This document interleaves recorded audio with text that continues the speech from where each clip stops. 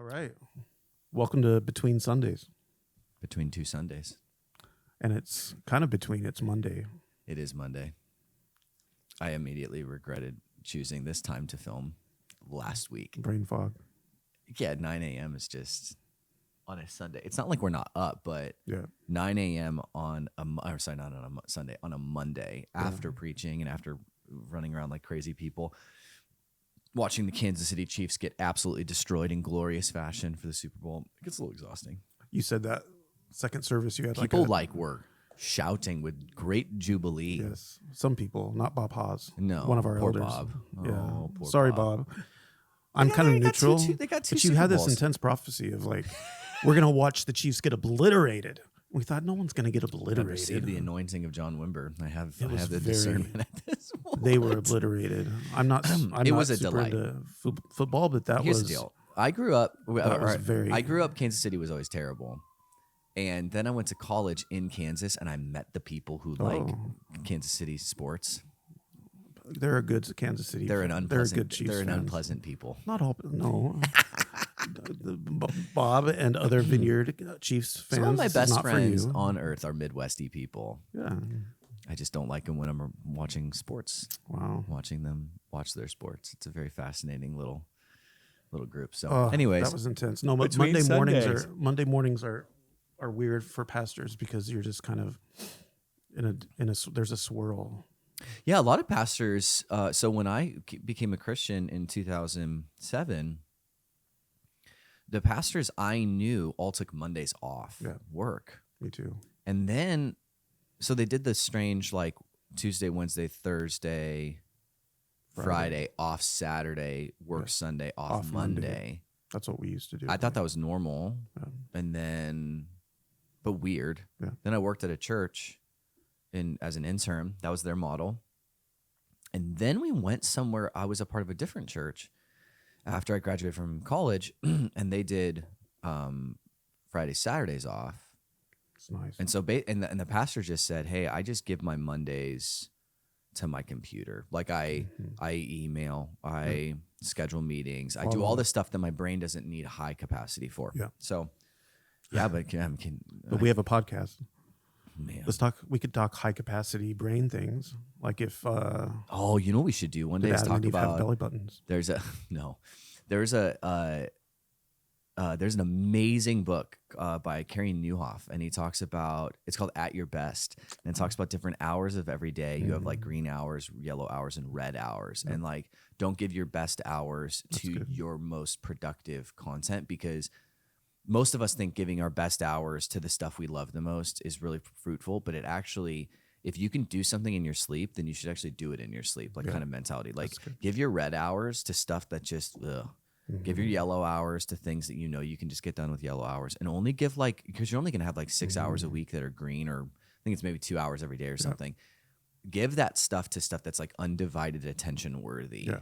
And, so that's a good way to formulate your life around different things. Yeah, like technically we're amazing. just having a conversation. We could easily do this tired. Yeah. Doesn't mean that we're going to be diving into Adam and Eve having belly buttons and that being a fruitful conversation, but we could talk about it. Let's be more controversial.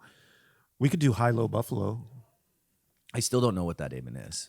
That's something that my daughter Kaylee would do in college with her worship team. High-low buffalo. Yeah, like what's a high from last weekend, a low from last weekend, and then buffalo is just complete randomness from last weekend. Not even about Sunday, just with the Shaw family. High-low buffalo. We used to do just ridiculous, like, would you rathers? Yeah. And then we're notorious for doing, are you a folder crinkle? Folder crinkle. Or bidet. Bidet all the way. we had an invigorating staff meeting last week, and we got a little sidetracked because we got the brand new bathrooms in the sanctuary, which, by the way, I am just so surprised by how enamored our church is with bathrooms. These are nice bathrooms. Except the key. You have to have a key right now. Well, that'll be changing tomorrow. But I just thought it was so funny. Like, the bathrooms here have been so old for so long that like fresh white paint bathrooms, everybody's like, oh my gosh. They were black marble. Now they're white. You couldn't even like go to the restroom in privacy. Like you were so like the wall next to you thin. the person sitting next to you might as well just been sitting next No, to these you. are like double insulated. Yeah, they're like real bathrooms, Yeah. like made for like the modern. So people, anyway. So are we getting bidets? So in our staff meeting, I mean, I love Japanese culture, and one of the things that's notorious in Japan is bidets. These like wild bidets, though. These aren't like spraying cold water on you. These aren't the $45 ones from Amazon. No. These are $1,000 bidets that have like they sing to you. Whoa. They warm your bottom side. They have like variable speed water, and it like it's like a car wash for your bum. So we were having that conversation in our staff meeting, and Megan was not entertained at all. No. You gotta have that conversation. Like that's a legitimate. We have a lot of people like in our church that would very much enjoy. But I feel like bidets have kind of made a comeback in the last 5 years. I think millennials really not a comeback, but like American Western culture. American Western culture has become obsessed with. I think it's honestly because of our obsession with Japanese culture. I think like millennials and Gen Z are just like Japan. So I think that, and then they just discover that there are people all over the world that don't use toilet paper. Yeah. But Europe's had bidets forever. Like we weren't talking about that when I was growing up. No.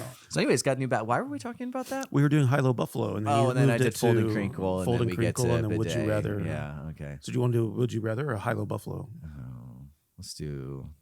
Oh, Would You Rather? Let's do a Would You Rather to start. Oh wow. Okay. Do you have any good ones? Sure. We could get political. No, I don't like that. Okay, let's not do that. I mentioned two human beings two Sundays ago. You shouldn't mention Trump. It's like he does exist, by the way, guys. Would you rather be Trump or no? I won't do that. No, let's do that. That'd be funny and controversial. Would you rather be a skyscraper? Would you rather? Or a wood? No. Would you Like rather triggering have half of our audience. constant cold sores Oh dear God. or constant bad breath? Oh, bad breath. Yeah. I mean, most of my job is I can be a little bit distance from people and still that be was fine. a good one. Yeah, I can Yeah. do that. Skyscraper or redwood tree? To like jump off and die? What No, do you to mean? be. Would you rather be a skyscraper or a redwood tree? Oh, a redwood tree. Skyscrapers get pooped on by people all the time. Yeah. Peed on. Redwoods. Redwoods are out in the middle of. It's gonna be like a little. Yeah, that's true. It's gonna be like a little fox. Yeah. It's like, okay, that's fine. Yeah. Just sit there in the emptiness. Reminds me of when I was in philosophy class in college. They'd always ask the dumb question, like if a tree falls and no one hears it, does it make a sound? And it's like my professor would always say, so first rule of philosophy, don't ask dumb questions. It's like, anyways, that's what reminded me of that. That's awesome. So Well, it was a good Sunday yesterday. I love starting Joseph. You did a great job. I forgot how like long it takes to read a whole chapter. Yeah, we're gonna. I doing need to that figure every that week out. somehow. Yeah, because we're going through like almost a chapter a week. Yeah. At times. I mean, and big there's portion. so much stuff that the author's assuming you already know. So the names of the brothers and who they're married to and all these things. And so it's really frustrating. Yeah. Like you're up on stage and you prepare, I prepare 30 to 35 minute sermons. I always know I'm going to go a little bit over, but then I'm like halfway into reading it and I'm like, I can just read this quickly, but then people are going to be super confused on what's happening. Oh, So then I got to give, walk. It's like Jacob's got two wives. Okay. Well, Why? in our culture, How did I that have to happen? address that in the room. Like given that, Yes. yeah. And, so you get a little lost, which is super frustrating, but overall, I think it'll be fun. So relevant for us, though. I mean, it's powerful. I mean, you have God giving an incredible dream to this young man, and he's radically persecuted for it. Yeah, I think there's a funny argument to be made that he shouldn't have told his brothers. Yeah. Yeah, you alluded to that yesterday. I mean, it's weird, right? Like if God to never be tells sly. him to tell them that. He's not a prophet in the sense of like a classical prophet that tells people about what God's saying. So God could have just been preparing Joseph for it. Like his life was for it. Kind of at the end of the day, we see the providence of God no matter what. Like the only way that Joseph gets into the position he does in leadership with Pharaoh is ultimately because he gets into prison. Yeah. And then there's the whole Pharaoh keeps having these dreams and Joseph's like, I can do you one better. I can not only tell you the dream, but I can also give you the interpretation of the dream, like all that craziness, right? Technically, he wouldn't get there if he didn't say some dumb stuff along the way to his brothers and other strange things. So it's really a weird passage in that sense, but yeah, it's pretty cool.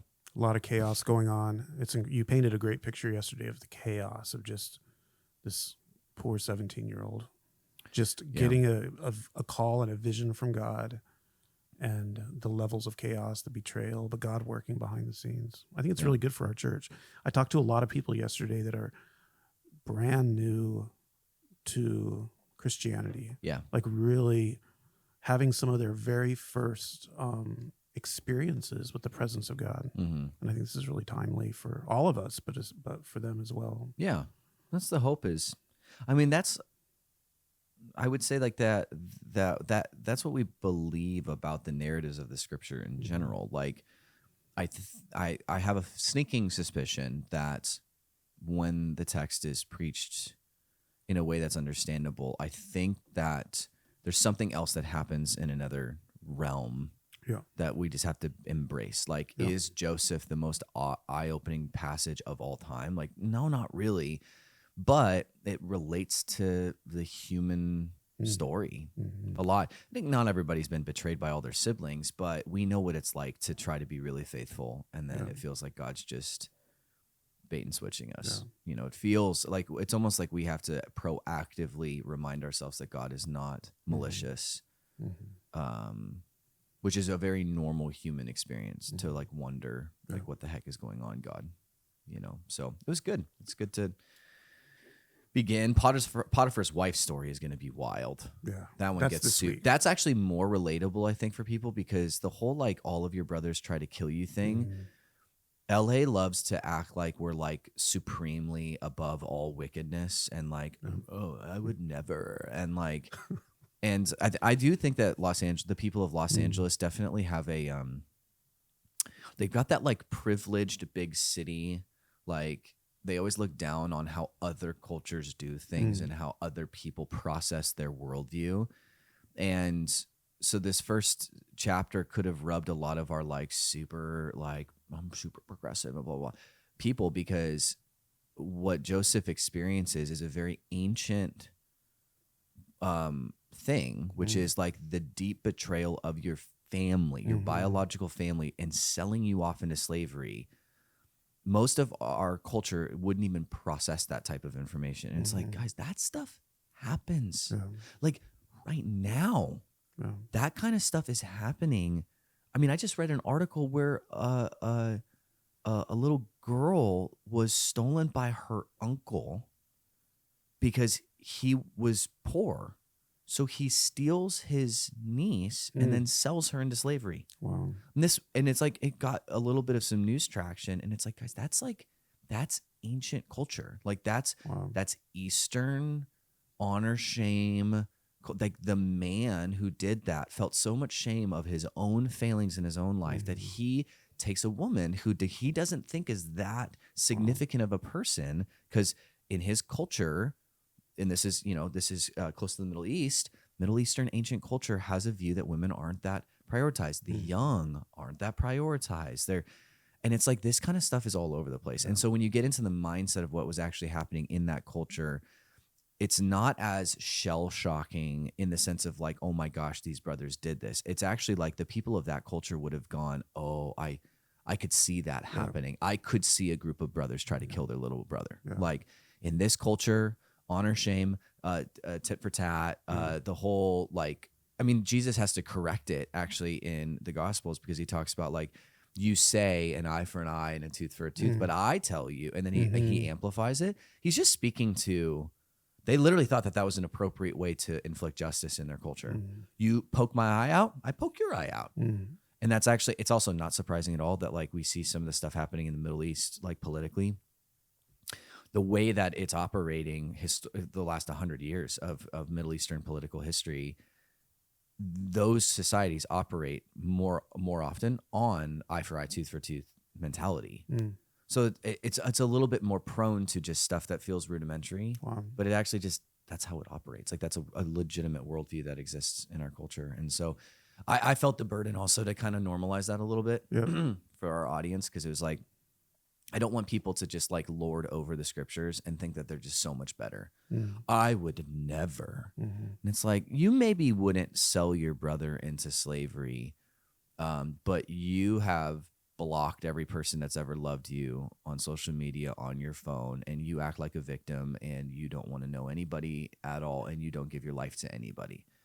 That is a modern day equivalent of betraying your family. Wow. Like, it's the same thing. It's just it's just a 21st century, you know, technologically, you know, group of people. Like, we all betray. I didn't go into how most of us are Joseph's brothers. No. Like, because Joseph is the archetype of Jesus. He's actually revealing to us the path that Jesus has to go to set God's people free from their bondage. So he's a pre-Moses and a pre-Jesus. We shouldn't often think that we're Joseph. We understand his suffering, but ultimately he also becomes victorious and reigns over his people. That's very God-centered. Right. Most of us are a little bit more like the brothers. Yeah. Or we're like the mom and dad. They were just like, What? confused, frustrated. Keep these things in thought. Contemplate these things. So that's fascinating about. Yeah, I think the story and the life of Joseph also is powerfully kind of reflective of the life of Christ. absolutely. There's a lot of parallels or a lot of foreshadowing. Or Absolutely. Yeah. Well, you have to. I mean, also that just goes back to, I think I was teaching the church this like 2 or 3 weeks ago, that if you see the scriptures as narrative and you see them as God's heart to take what's broken, redeem it, us mess it up, take what's broken, redeem, like you start seeing that if anything has even like a glimpse of redemption, then it clearly is an archetype. It's a foreshadow of the ultimate redemption in Jesus. Like, even though the New Testament doesn't really correlate Jesus to Joseph specifically, the themes are all abundant. Yeah. Like, absolutely abundant. Yeah. So Betrayed, abandoned. yeah.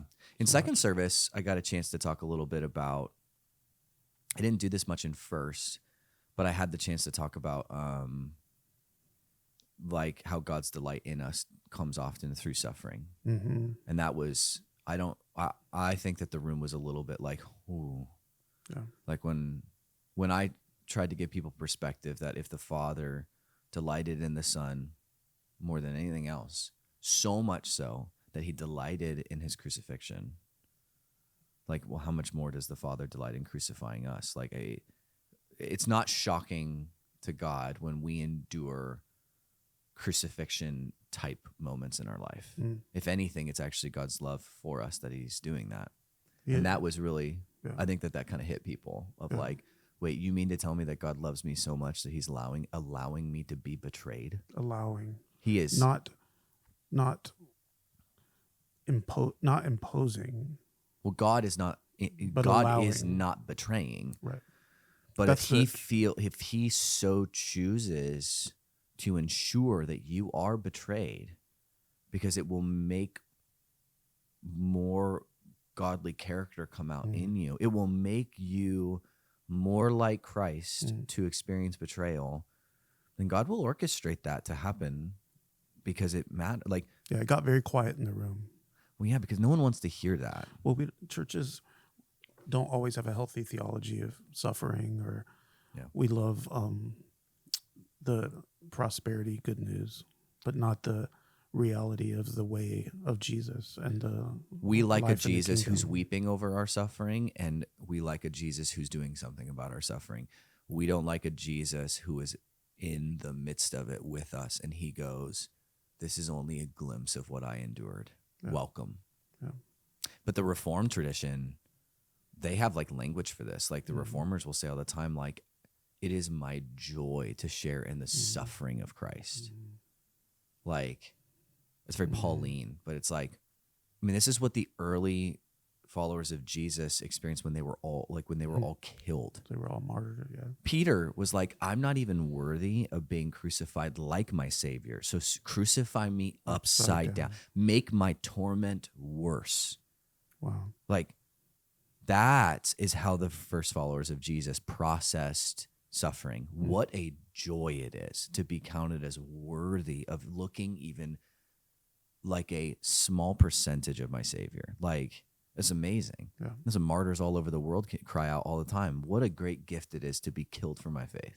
Yeah. We just don't have that perspective when we get the cancer diagnosis. We're like, why, God? And it's like, or maybe in the midst of saying why, you can also say, wow, like, you've counted me worthy. Like, okay, I need to learn. Yeah. You know, I mean, it's what James says and Paul says in Romans. Like, it's just that, like, the suffering is for a purpose. It's for our endurance. It's for our perseverance, and all those things creates in us faith and hope. And I mean, Peter talks about in 1 Peter. He says he talks about how, like, our faith is a lot like this refiner's fire, and that, like, will bring about, like, this diamond, but, like, it can't happen unless all of that pressure and all of that fire and all that refinement. Yeah. So, there's a book I loved about 10 years ago. It was really practical because we talk a lot about spiritual disciplines like Richard Foster and Dallas Willard. But Gary Thomas had a book about the external disciplines of suffering and like betrayal. That wasn't one of them, but things like suffering, waiting, the external things that we go through that produce incredible fruit, incredible resilience, incredible fasting comes from that, and that too. Intimacy with God. When we wait well or we suffer well, those are invitations to experience incredible transformation. Sackcloth and ashes are a version of prayer. But how do you get to the point where you want to rend your clothes, rip them off, and pour burnt ashes all over your body, symbolizing, put me in the grave? How do you get to that point? Well, you only really ever get to that point when you experience excruciating loss. Yeah. So if God wants to cultivate in you a heart of lament and long suffering, you have to endure something. Yeah. Like, I mean, but that's like in the vineyard. What was it, John? Was it John's statement? Like, don't trust a leader that doesn't have a limp. Like, we all inherently know that if someone hasn't endured, then it's kind of like a parent. Like, it's a single person telling you how to parent your kids. You're like, I don't really think that you like. You know, like I've met so many 25-year-olds that aren't even married yet, and they have so many strong opinions on how to be married. I would never do that. You know, I will always blank, right? And then you're like, okay, like, well, when you get married and Jesus tells about unless a seed like falls to the ground and dies, there won't be the life. That's a very crucial part of our which formation. blew all the disciples away. They hated when Jesus talked about stuff like that. Like, they got so mad at him when he basically was like, I'm not going to be around. And they're like, don't you dare say that. No, you're going to bring us to triumphant political victory. And he's like, no. There's an upside down paradoxical kingdom where, I mean, this is why Jesus yells at Peter and he says, get behind me, Satan, because Peter is basically saying, no, my Savior will not suffer. And Jesus is like, newsflash. Yeah. He's like, that's a satanic expression of faith. I will not suffer. That is not hopeful, wishful thinking. It teeters on non-gospel. Yeah.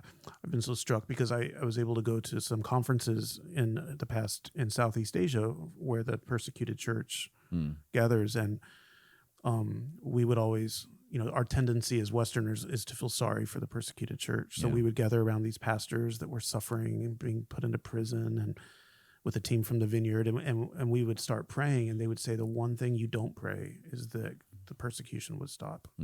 They're like, we pray that Christians in the U.S. would be persecuted because that's how your faith is activated and you follow the way of Jesus. And so we learned so much there. I learned so much that opened my eyes, but not a lot of persecution in the West in ways. People kind of thought that COVID was a time of the church being radically persecuted. Along with every restaurant and business. Exactly. Just trying to stop a world. Oh, you got really vulnerable yesterday. It was very powerful. You shared some of your personal journey and pain and suffering. And I think it's important for people. Very beautiful that you opened in that way. Yeah, I think Well, it's strange because in Brianna and I's life, some of our story is very public. At least we always thought it was. Mhm. You know, I actually couldn't. I was talking to her about this on Saturday. I said, "Hey, does the church know about your Mhm. diagnosis? My wife has a terminal illness." And she's like, "I don't think that we've ever talked about it." Like, Mhm. but because we are pretty open about it. Like, it was years ago is when she got diagnosed 5 years ago. So it's not like it was something brand new. We're not like enduring it right now. It's like now it's a part of our life, and we have to Yeah. make sure we work And with you've it. told trusted people like No I've, one at the church on team doesn't know. Like Right. the board knows, the elder, you know. Yeah, I think that it's important. I mean, I'm not like, I don't want sermons to be about me. So in different moments in the life of our church, there will be little times that we'll sprinkle in Mhm. a point of reference for people to realize, oh, my pastors are humans and they're going through this too. You know, so it's important. I felt like people needed to know that this is a place that, you know, you're not they don't have superheroes as pastors. I know that people really like that. Like the reason why they also like politicians is because they seem fake and they just Yeah. they're for my good, and you're like, no, they're not. They don't really care about you. I think that people intrinsically want their pastor to have a surface level relationship with them and just bring like an overwhelming sense of positivity. I think that because people just like, they don't want to leave Sunday discouraged or feeling deeply. I think that's a natural kind of hidden Western mentality of like, I don't want to like be raw as I'm coming or going to church. And so people flock to leaders that almost kind of put on they don't have the everyman mentality. They actually, I was listening to a podcast recently, and it was kind of like the 90s and the 2000s was this movement of like, your pastor is the best leader, best CEO, best counselor, best father, best friend, best man. Like, and you look to him or her for everything. That's stressful. And it's like, for us, that's miserable because we know that we're not like that. But I think people appreciate that because they go, wow, I feel so good and so inspired. But I think when the majority of your life is actually marked with a lot of despair, I don't think you always need a happy-go-lucky, do as I do as I say, I'm so amazing person. Like, I think you just need you need to know that what you are experiencing is very normal. And that there's real questions that are being asked. I think a lot of people who deconstruct their faith, honestly, are just in environments that there was just no people. Like, I meet people all the time that are like, yeah, I was a part of the Christianity, and then this happened, and then no one wanted to talk to me about it. And it was like, I don't think no one wanted to talk to you about it as much as the environment that you were in was not conducive to vulnerability. Yeah. I was reading earlier in The Critical Journey about some stage theory dynamics of how, and again, in the Western church, we do a really good job of people experiencing God initially and orienting themselves around that aspect of the Lord that you were just talking about. But when we start to hit the wall and go through elements of potential suffering or hardship or deep discouragement and brokenness, it becomes a wall that people bounce back from. And we don't really address much as the church beyond that. It's very difficult. And that's a point when many people deconstruct. They're disillusioned, they're confused, they're hurt and everything. So I think going there yesterday invited a lot of us into a more authentic journey. Hopefully. Yeah. Hopefully. We'll see what the fruit of this is, but yeah. I think it's very important too for people to understand. You touched on this yesterday, but as a 36-year-old, it can be like, oh, you're 36. And that's exciting. Yeah. But no, there's a depth because, I mean, you're a parent, you have kids, you have a wife with a very intense diagnosis, and there are many other aspects to your life too that give you an old soul, in a sense, a seasonedness that's not something that we would wish upon ourselves. No, I know. I wish that we were just love-struck 36-year-olds that were just like, we can just lead the world, you know, and like it's gonna be, you know, having the Lego movie mindset, like everything. My boys keep watching Lego, so that's why I keep quoting it in like every sermon last couple. Everything is awesome. Yeah, it's wounded healers. Yeah, it's a strange experience being 36 and being able to have dinner with a 60-year-old and resonating more with the 60-year-old than the 32-year-old who's like, I don't know which diapers to choose for my kid. And I'm like, that's super fine. You don't have to use that voice. It's a weird phenomenon because our age group, we should resonate way more with like bottle choices and yet I sit down with, I mean, one of the key leaders of our church, Ken, is a guy who's suffered so much with so much sickness. And when him and I get together for lunch, it feels like I'm talking to a peer. He's like, I'm going to the hospital again. We're like, we are too. Yep. We're going to go see our specialist. Like we talk about specialists, like who talks about specialists? Old people. That's who talk about specialists, but we do. Like we have a very specific person that Brianna goes and see at UCLA. Like good portion of the reason why we're in Southern California is a health dynamic. Like it's strange. Like, so that's just how it goes. Like that's for some reason, that's what Jesus has asked us to embrace as a part of our story. So we'll embrace it. It's not our story. It's a part. Like I think when we were younger and we first got diagnosed with stuff, like it was way more a part of our story because we were so young. Like we didn't really have much. And so it kind of became everything. And I would assume that even the people in our lives at that point felt like it was too much because they were all in their 20s. So they're just, whatever. But now it's a small portion. It's significant, but it doesn't like mark our lives. Which I think again is also, that's something we've learned from people that are older. Like the people that I know that are suffering well, they don't come up to you and go, hi, my name is blank and I'm suffering from terminal cancer. They're faithful and and then you go, how are you? And they go, it's been a hard week. I've had blood transfusions and I've done this, but I'm still here. It's like, it's a wound, but they've got a mission, so, and being able to see people like that, it's really inspiring. There's a resilience that's that's right. very inspiring. Yeah, it's fun. It's very powerful. So what can we look forward to this week, Joel? This week, I mean, every day people look forward to. Every day's changing in the sanctuary and in the bathrooms and bathrooms will be done. Yeah, next Sunday.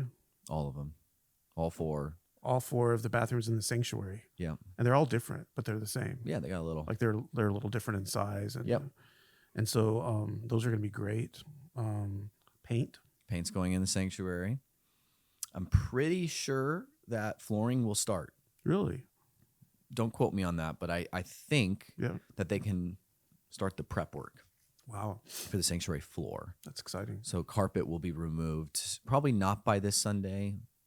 Maybe some. It's going to look strange for a Sunday or two when we have like a wood and concrete floor. That will only be one Sunday, just probably in total. Yeah. But once that floor goes in. Well, it's just like what happened in the kids' space. It was like, kids' space looks we're so under good. construction, we're under construction, new floor. Whoa. Yeah. And like the baseboard, like the trim. The baseboard really seals the deal. When that goes in, it just seals it in. It's like, and now we have some wall decor. It looks nice. It's getting there. Not in the sanctuary though. No, in the kids' spaces. Yeah, we're basically putting finishing touches on all things kids. In the sanctuary. We should do some photos of like the kids' space or like an update walk. Isn't there some super cool like Gen Z thing where it's like and it's like the old videos and then it goes bow. No, Jacob did that with his office. Yeah. Oh yeah, he did it. Yeah, like with this room of what it was and what it is now. Yeah. We're in. Yeah, this is. Maybe Kaylee could do something like that. Yeah. That would be pretty cool. It's pretty inspiring down there. It's very cool. I forget sometimes what it did look like, and then I go look at old photos and I'm like. It just looks so bright and open and spacious. And it's so easy to clean and it's so secure. There's a lot to be excited about in the kids' space. This week, all those good things. What else is happening this week? We have lots of communities going on this week. That's right. I'm excited for Ash Wednesday. There's a lot stirring there. We're going to do like a little art installation that we'll be talking more about later. Yeah. That's a month from now. Speaking of, that'd be fun. Ashes and that kind of I think people are in. I like speaking into like the current status of the church right now, and I think some people are like really excited about how quickly things are going, but I think other people are a little bit like, okay, so like what else? In a church, when you're dealing with a construction project and you're also just going through like a renewal season of ministries and all of that. some people I think go, okay, what's like the intended outcome and what's the timeline of expectation? Like, Mm. and Megan and I were talking about this yesterday where, so we've been a part of, this would be the fourth renovation project that we've been a part of working together in different churches. Wow.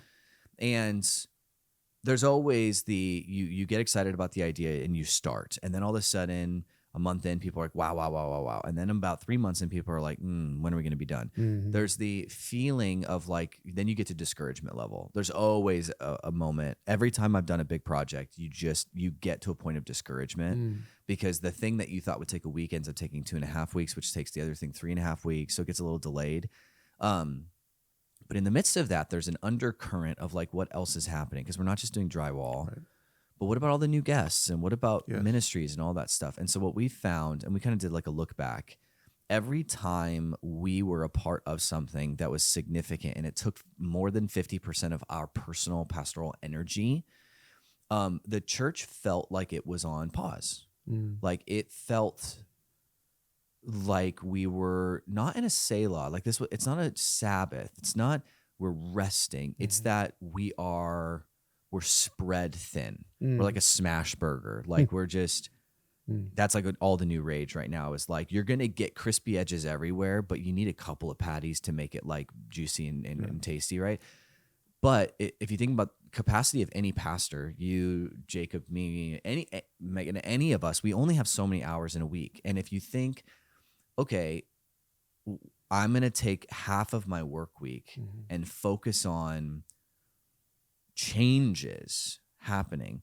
Well, that's 20 to 30 hours of your week that normally would go towards developing people, developing systems, pastoral meetings. So it's only inevitable in a church environment that is very much about human engagement. And that's like formation happens in community. Yep.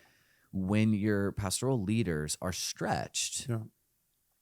what happens is a very natural reaction, which is a lot of what is happening just slows down.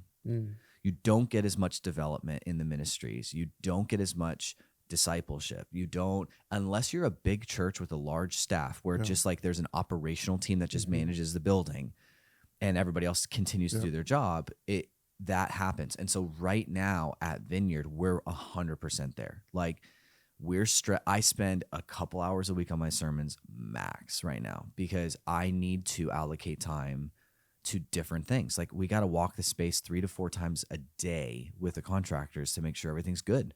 We just put in an order for our playground. Well, that takes time. We were working with the playground company for 3 months on colors and orchestrating this and working with code stuff. And so it's okay that the Vineyard right now feels a little bit like we're in the gates. Like we did a pit stop. We're waiting. We're getting tuned up. It feels kind of purposeless. But when it's all done, we're doing all this because we know that the opportunity will be amazing. Yeah. But it feels weird. It's intentional visioneering, though. So there's a lot of time spent. It's very, very strategic, very difficult. It takes a lot of work. It's just behind the scenes, and it's building something that's going to facilitate so much, just like kids. Yeah. Like all that work with kids is now, wow. Almost there. Yeah. I mean, you can hear the screams and the screams of joy, not screams, but like the excitement. You can hear the enthusiasm, and the kids are super excited.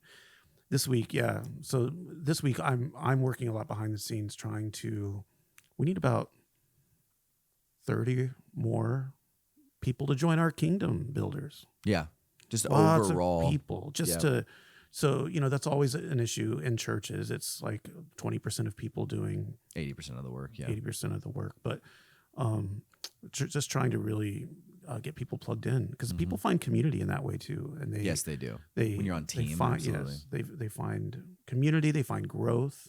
It's that paradoxical thing again of giving is receiving. Yep.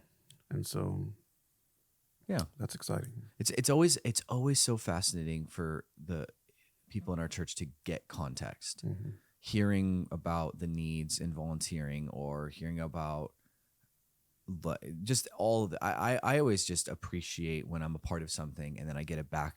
I get to Like a see backside, behind the yeah. curtain, right? And Yeah. I think that's just really important for our people to start reminding themselves of, is like that there's a lot happening. There's a lot of good things happening. And like also there's it's okay for things to be a little bit in a pause. Like I was thinking about this yesterday when I was talking to Megan.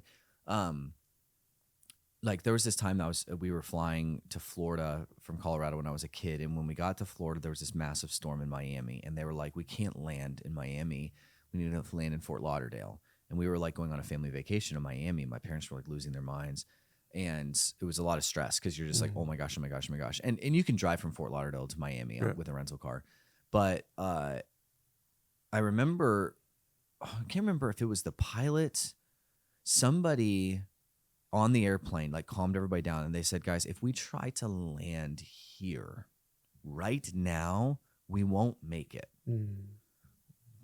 We have to. We have to divert. Wow. And we actually did like the holding pattern thing, like you know how like the planes will like cycle for a bit.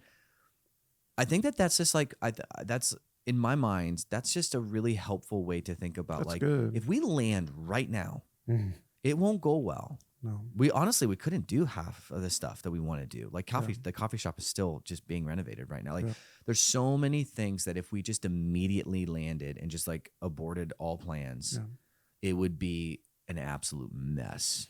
We would not survive it. You know, like people would be discouraged and overwhelmed and feel like we failed and all these things. And it's like the holding pattern is very frustrating. Going to a different airport is annoying as all get out. But for the sake of clarity, vision, health, all of that, there's nothing wrong with any of this. No, and you get to land at the airport. You'll rent a car. You'll end up having family time driving to Miami. You'll be fine anyways. It'll be fine. It could even be unexpectedly rich. Come June, when all of this is done, no one is going to be mad that the bathrooms took the time that they did. No, waiting's always hard in lots of ways. It's so frustrating. But it's going well. I mean, I don't think we've experienced a single setback. No, I mean, so people should know, even though we're still in that holding pattern in that sense, things are going really well. Yep. There's hammering happening right now beneath us. Yep. And even though there's a holding pattern, God's not holding. Like he's still doing incredible things in people's secret places, in their lives, in our church, in our gatherings. There's a lot going on. Constantly on the stuff. move. Yeah. Amazing. So lots of things that people could be looking forward to. I think every week people are blown away when they come in, which is really cool. But I was thinking yesterday, I was like, wow, there are so many new people here today. That's something that's really exciting. I think that this church is getting a fresh perspective on like unfamiliar faces. And that's a really, really cool. I met, no exaggeration, 15 people yesterday that I've never met before. Their friends invited them, their family invited them. They're like, and I'm like, wow, like good for you to show up to this dingy construction site with lights not working. And but it was cool. It was good to see multiple people I talked to. They're medical doctors, they're lawyers, they're just a local family from the neighborhood. It's a refreshing, not very many churches in our city have the privilege of being gifted with new people. Yeah, that's definitely been the case. Something to celebrate for sure. Absolutely. So, yeah, very cool. So it's good stuff. So should we do a high-low buffalo and call it a day? Yes. So high for you buffalo. For the past weekend. It can be anything. A high of this weekend. Eagles obliterating the Chiefs. Yeah, that was fun. I love, as I said earlier, I love watching Kansas people be sad and miserable. Actually, my high was on Friday. I got the chance to go to Carol Wimber's funeral. Wow. It was like 1,000 some people there. And Carol Wimber, the founding the mother. Father. Yeah, she's like the mother. She's of the Vineyard. she's movement. the matriarch of the Vineyard movement, and we went, and everybody of significance in the Vineyard history was there. I wasn't there. I know. Well, you called me though. I'm kidding. Yeah, you were there in spirit. But no, it was really good. I'm not significant. It was so. It was. Oh, stop. It was so cool because we went. And I looked at my boys and they said, Dad, is this going to be just a funeral? And I said, buddy, this is a vineyard funeral. I said, I would bet it's going to feel a lot like a church service. Lots of singing and lots of celebrating. And Ezekiel was like, why are we wearing black then? You know, like all these things. And sure enough, it was just a bunch of worship. Wow. Great stories. People talked more about Jesus than they talked about Carol. Like, I presume she would have liked that a lot too. I would venture to guess she probably mandated it. As she was passing away, she's probably like, don't you dare. But that's the high of my weekend was seeing what faithful, normal leadership can look like. In her lifetime, they saw 5 vineyard churches turn into 3,600 vineyard churches. This is a normal mom who loved her kids. Yeah, and a normal guy and with a an incredible I saw so many anointing. photos, family photos of John Wimber with no beard, and the guy looks like a dweeb. He just looks. I was like, put the beard back on him. It's like he had like that old sagey mystical look when he had the big beard, and then he just looked like he was like a vacuum salesman without the beard. He looked like the guy who used to sell. There was a documentary on McDonald's, and the guy who ended up buying out McDonald's, he was originally like a shake machine salesman. He looked like that guy. He had like long, like what are those called? Sideburns. Yeah, but they were mutton chops. Oh yeah, and it was just gross. So that was my high. Nice. What was my low? High low? Yeah, just like a low this week. Weekend. Oh, it rained. Yeah, you don't the rain. I don't do well when it's cloudy outside. No. So the low was the clouds, but I know we need it. So I was just sat in my hot tub. All right. And Buffalo, complete randomness. Just a rant. Just something Just rant, like smash burgers. Ramen is always a good. I watched a lot of videos on how to make a certain type of ramen. Did you? Yeah. I probably won't make it, but it was too hard. The ingredients would be nearly impossible to get, but yeah, I saw a guy make a Wagyu beef ramen. So it was like it was a slow roasted oxtail / beef shoulder broth, and then like medium rare, just like slices of like off of a grill Wagyu on top. Ooh, ramen. Wow. It was like $45. Wow. Yeah. But I mean, I'm not going to spend that kind of money and make that or buy No. that. But anyways, that was pretty impressive. Nice. Yeah. Do you have any? Are you supposed to do it too? I could. I don't have anything significant for, like I didn't go to a transforming memorial or anything. I think my high was probably in a very weird way, just sweet time with my wife this weekend. We're complete empty nesters now. We have been for a little bit, but like you're like totally. Yeah. Daughter's married and son lives in Rome. Yes, he does. And so we have fun. We have fun together. That was sweet. And then a low, wow. Yeah, that's kind of a deep. High-low buffalo is kind of too deep. Yeah, I don't know if I want to do this on podcast. No. Here's my low. I know. Week. I can't think of something right now. Yeah. But maybe it's like one of your cars is breaking down and you're sad because you love them. Yeah, that's happening for sure. Your Volkswagen that you keep zip tying. Volvo. Your Volvo. Yeah. When my son borrowed it, he destroyed it. He didn't mean to, but yeah, he's amazing. He has the best heart, but my old car. When you talk about Joel's ability to talk about people is always like they have a wonderful heart. It's like you have that southern like bless their heart mentality. Oh, that was a high for me. What? I think that was a weird high for me. What? Last week, we had a group of Texas missionaries oh yeah show up in our building. Man, the Lord just brought us here. They had some thick. No, this guy was accents. incredible. Yeah, and he had like a Jesus Light of the World shirt. See, you're even doing it. And he's like, "Well, we came here to help with the fires, and we just wanted to." People were giving out food to all the fire victims, and we wanted to give the bread a lot. We wanted to give the real food, and we started having a good talk. They took a picture of me in our church. They prayed over our church too, right? Yeah, they're taking it home. Yeah, like. I used to go on mission trips to LA when I was in New Mexico. Oh yeah, you got to bring the Lord to this wicked city. And here we are. We're missionaries, bro. If you want to support us, my Venmo is High Low Buffalo. All right. between Sundays. Have an That's it, amazing guys. week. Have a good week.